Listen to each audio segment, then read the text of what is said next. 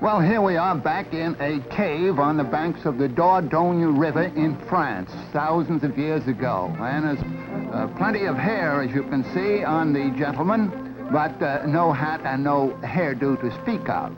That hair is really interfering with his business. Nearby, the cave woman, his wife, is grilling a fish over an open fire. Now, the caveman is very plainly bothered by that hair that is growing so plentifully on his head in all directions. Suddenly he looks over toward the fireplace and he sees the surviving backbone of a fish that has been eaten. And it gives him an idea.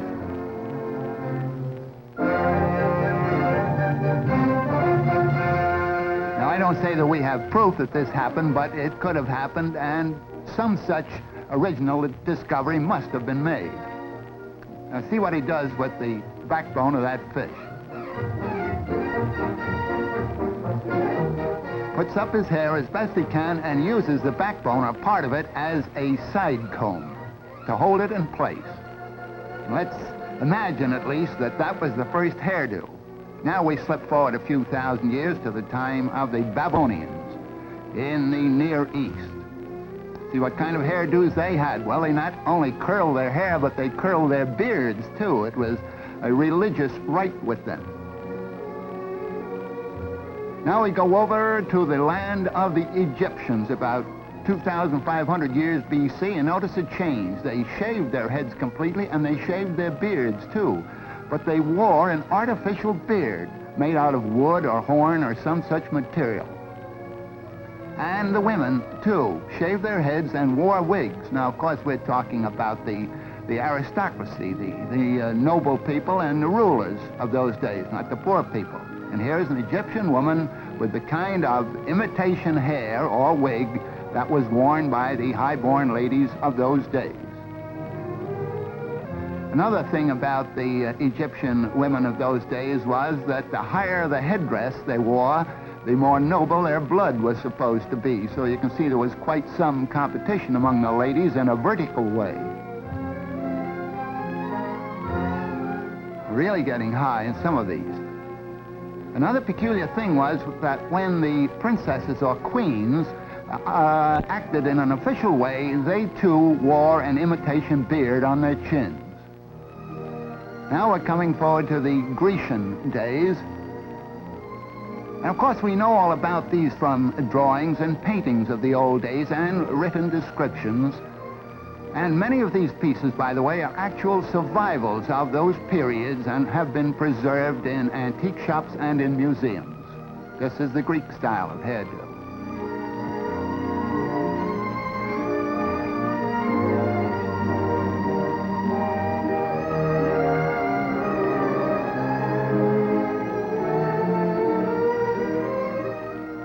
Of course, at all ages, a scarf was often used as a covering for the hair, with or without a hat on top of that.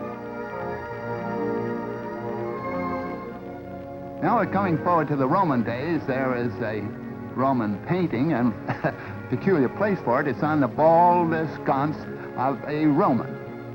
And here we have one of the Roman ladies of the court of Augustus Caesar. And this is the kind of wig that she wore. A very dark wig. Now she sees her handmaiden there with a very blonde head of hair and plentiful, and she decides to change her mind and get a blonde wig. Whereupon the poor handmaiden has her hair cut off and made into a wig for the patrician Roman lady. Here we see her now with a blonde wig.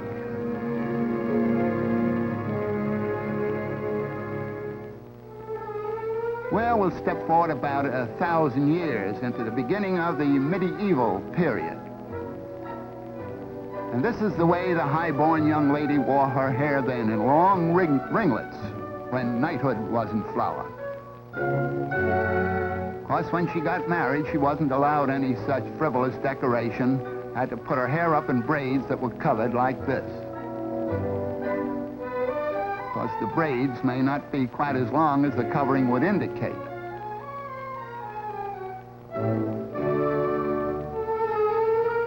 Just a little added decoration.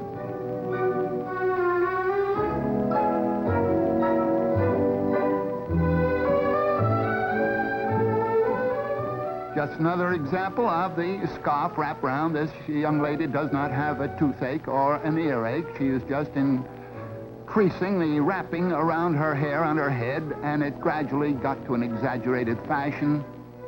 More and more of the face and hair were concealed until we got to this type, which became popular in Brittany, in France, hundreds of years ago.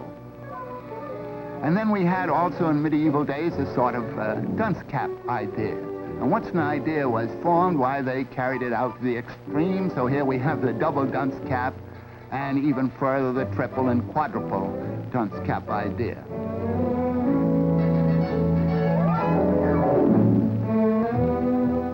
And of course, further decorations were added.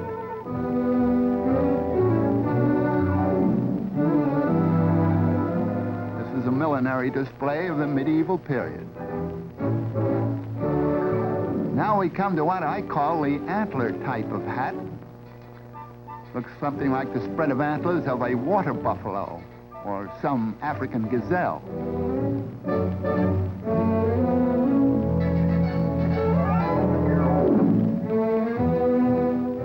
And this might be the ox type of decoration. This was popular, by the way, in England, about the time of Ivanhoe and Richard the Lionhearted. Only for high-born ladies, of course. And then, of course, the men weren't going to be completely left out of the picture. Here's a gentleman with a tall vertical hat. And just in case of a change in the weather, notice that he has a different type of hat slung over his back.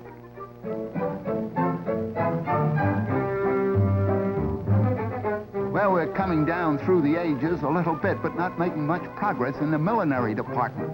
This chap has a whole counter's worth of cloth on his head.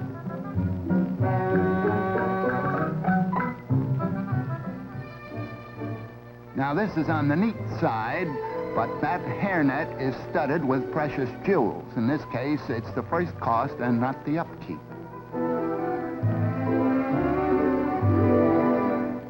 Here we have what is often called a Holbein type of hat, because that famous painter gave us many canvases with models wearing that kind of picture hat.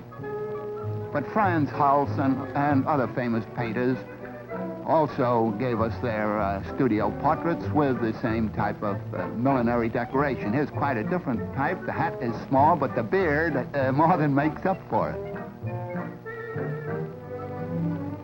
Now, this is really neat. I say I'm no judge of ladies' hats, but this is the type I like anyhow. It'd be good in a high wind. Notice that the ruff is now coming in around the neck there. That would be around 1550, 1600 and through there. Just imagine all the handwork that went into the ironing of a ruff of that type.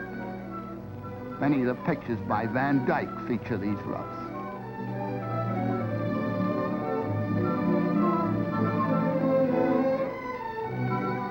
Here we're going into the vertical decoration again. You notice how it switches from the horizontal to the vertical and back again. High, low.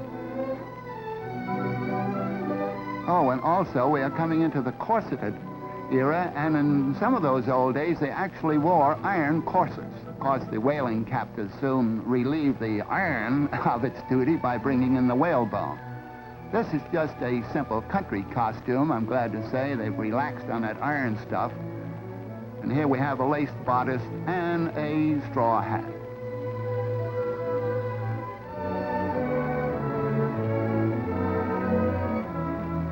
Now we're coming into the 17th and 18th centuries. This is a model of a painting by Van Dyck. And so I haven't time to come on down to modern days, but as far as we've gone, I leave it up to you to know whether or not we've made much progress in hairdos and costumes and hats.